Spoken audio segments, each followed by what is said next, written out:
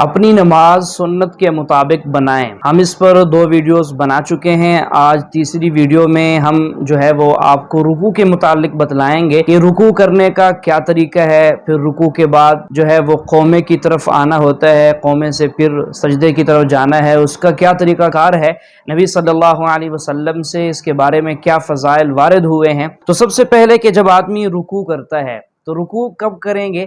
جب قرأت مکمل ہو، جب سورہ فاتحہ پڑھی اور اس کے بعد سورت پڑھی، سورت پڑھنے کے بعد جب ہم رکوع میں جائیں گے تو اللہ اکبر کہہ کر رکوع میں جائیں گے۔ اب قرأت کے بعد اللہ اکبر کہہ کر رکوع میں چلے گئے۔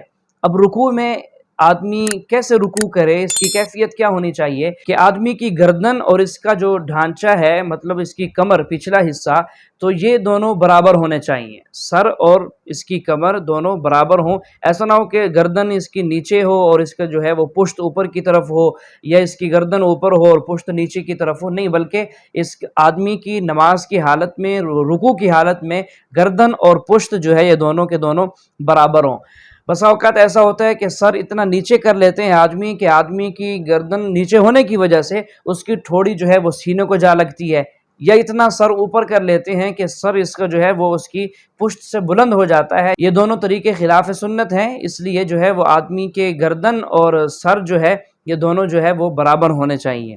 اب اس کے ساتھ ساتھ جب آپ رکوع میں جائیں گے تو اپنے دونوں ہاتھوں سے اپنے دونوں گھٹنوں کو مضبوطی سے پکڑ لینا ہے۔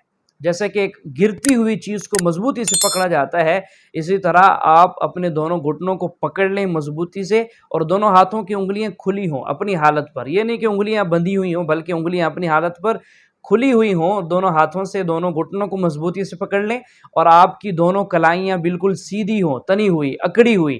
یہ نہیں کہ اس کے اندر خم ہو، ٹھیک ہے؟ آپ کے بازو جو ہے وہ آپ کے پہلوؤں سے دور ہوں۔ آدمی جب رکوع میں جاتا ہے بسا اوقات یہ غلطی ہو جاتی ہے کہ اس کے دونوں بازو پہلو سے ملے ہوتے ہیں، یہ ایک غلطی ہے۔ یہ دونوں بازو جو ہے یہ پہلو سے جدا ہوں، اور دونوں بازوؤں کے اندر خم بھی نہ ہو، کلائیاں بالکل سیدھی ہوں، اور سر اور گردن اور اس کی پشت بھی دونوں بالکل سیدھی ہوں۔ اور جب آپ نے اپنے گھٹنوں کو پکڑنا ہے تو مضبوطی سے پکڑتے ہوئے دونوں ٹانگیں بلکہ دونوں گھٹنے یہ دونوں بالکل سیدھے ہونے چاہیے۔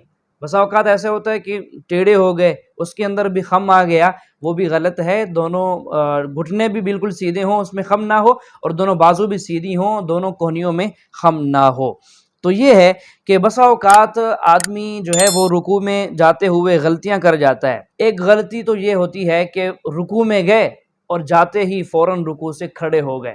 تو دیکھیں فقہائے کرام نے رکوع میں 3 درجات لکھے ہیں کہ رکوع کے 3 درجات ہیں۔ ایک یہ کہ ایک آدمی رکوع میں گیا اور اتنی دیر رکوع میں ٹھہرا کہ آدمی کے تمام اعضاء کو سکون مل گیا، اور اس کے بعد کھڑا ہو گیا۔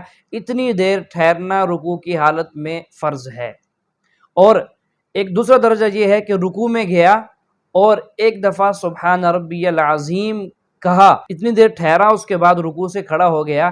اتنی دیر رکوع میں ٹھہرنا واجب ہے، اور 3 دفعہ سبحان ربی العظیم کہنے کی مقدار ٹھہرنا، اور 3 دفعہ سبحان ربی العظیم رکوع میں پڑھنا، یہ سنت ہے۔ تو اگر ایک آدمی پہلے درجے کو پورا نہیں کرتا، ایک آدمی پہلے درجے کی طرح کر لیتا ہے کہ رکوع میں گیا اور فوراً کھڑا ہو گیا، تو اس کی نماز تو سرے سے ہوتی ہی نہیں ہے۔ تو اس لیے آدمی کو چاہیے کہ رکوع میں جائے اور اتنی دیر ٹھہرے کہ اس کے سارے جسم کو سکون مل جائے، اور 3 دفعہ سبحان ربی العظیم کہے، اور اس کے بعد پھر رکوع سے کھڑا ہو جائے۔ اب یہ ہے کہ رکوع کی حالت میں آدمی کی نظریں کہاں ہونی چاہیے؟ آدمی جب رکوع میں ہو تو آدمی کی نظریں جو ہے اس کے پاؤں کے اوپر ہوں، پاؤں کی پشت پر، کیا پاؤں کی انگلیوں پر نظر ہو، یا پاؤں کی پشت پر نظر ہو، یا دونوں پاؤں کے درمیان میں نظر ہو، تو نظر اس پاؤں کی اوپر ہونی چاہیے، اور اس کے ساتھ ساتھ جو ہے دونوں پاؤں پر وزن برابر ہونا چاہیے۔ بسا اوقات ایسا ہوتا ہے کہ رکوع کی حالت میں ایک پاؤں پر وزن زیادہ دے دیا، دائیں پاؤں پر یا بائیں پاؤں پر، تو نہیں، بلکہ دونوں پاؤں کے اوپر وزن برابر ہونا چاہیے۔ اور اتنی دیر رکوع میں ٹھہریں کہ جتنی دیر میں سبحان ربی العظیم 3 دفعہ کہا جا سکتا ہے، اور اس کے بعد سمع اللہ لمن حمیدہ یہ کہہ کر ہم رکوع سے کھڑے ہوں گے، اور ساتھ ہی ربنا لک الحمد یا ربنا ولک الحمد یا اللہم ربنا لک الحمد حمدا کثیرا طیبا مبارکا فی، یہ جو کلمات ہیں اس کی حدیث پاک میں بڑی فضیلت آئی ہے۔ حضرت رفاعہ بن رافع رضی اللہ تعالی عنہ وہ فرماتے ہیں کہ ہم لوگ ایک دن اللہ کے رسول صلی اللہ علیہ وسلم کے پیچھے نماز پڑھ رہے تھے۔ آپ نماز پڑھا رہے تھے تو آپ جب رکوع سے کھڑے ہوئے تو آپ نے سمع اللہ لمن حمدہ کہا، پیچھے کسی شخص نے ربنا ولک الحمد حمدا کثیرا طیبا مبارکا فی یہ کلمات کہے۔ آپ صلی اللہ علیہ وسلم نے جب نماز مکمل کی تو سلام پھیرنے کے بعد آپ نے پوچھا کہ یہ ربنا لک الحمد حمدا کثیرا طیبا مبارکا فی یہ کلمات کس نے کہے؟ تو ایک آدمی نے عرض کیا یا رسول اللہ یہ کلمات میں نے کہے۔